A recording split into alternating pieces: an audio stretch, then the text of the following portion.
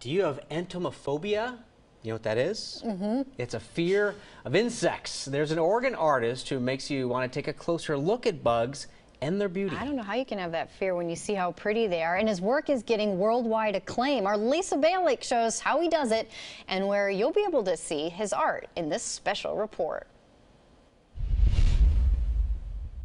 I create artwork using artifacts of nature. Christopher Marley is a craftsman, selecting nature's gifts of color, texture, patterns, the design elements of organisms. It is a flaw that should not be there. Assembling them into mosaics that make you think deeper about their beauty. My objective is to try and help people see the natural world with fresh eyes. Marley plucks creatures out of their natural environment, reclaiming them after they die of natural causes, or gathers them through insect collectors. Most of his deceased insects and reptiles come from zoos, aquariums, and breeders. He permanently preserves them so they captivate and help make a connection. There's a lot more than just, isn't this a pretty thing in a frame? Beautiful beetles with iridescent shimmers so dazzling, it's hard to believe this is how they really look. Draw in people who wouldn't naturally want to come and look at a snake or a beetle. Marley's life's passion is called biophilia.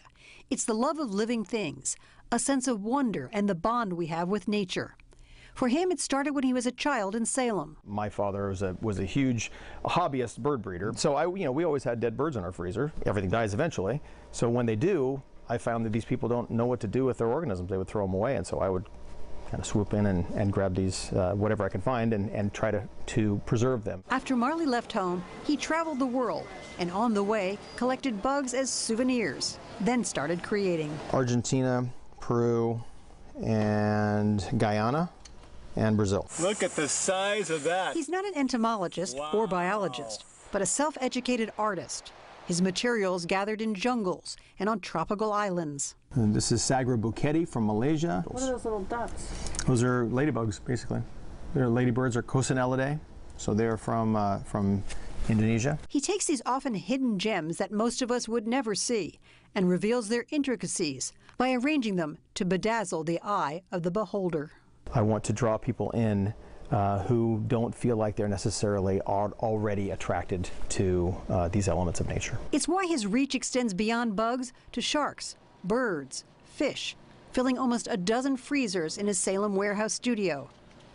You can't help but stare at the snakes, some collected from roadkill. They can either lay there and get eaten by crows, or you can make something beautiful out of it. Close up, you notice their design, like the skin of a diamond carpet python, and the inland taipan, which has the most toxic venom in the world. There's a real danger right now, in these days, of our entire experiences with nature and, frankly, with each other becoming two-dimensional. Marley's been creating with creatures for decades, his work in private collections around the world. It's also inspired Nike shoe designs and is collected by the company's CEO. But Marley is now running in a different direction. He's working more with science museums and art galleries to reach a larger audience. This fall at OMSI, he will install a 13,000 square foot exhibit of his work. To me, to be able to expose people to as many different varieties of the elements of nature is really critical. It's such a personal thing. You are drawn in by the magic of Marley's message, to take a closer look past your phobias and appreciate the artistry in nature. This is Taurinoria flammea from Thailand. Lisa Balick, Sternocera pulchra from Tanzania. KOIN 6 News.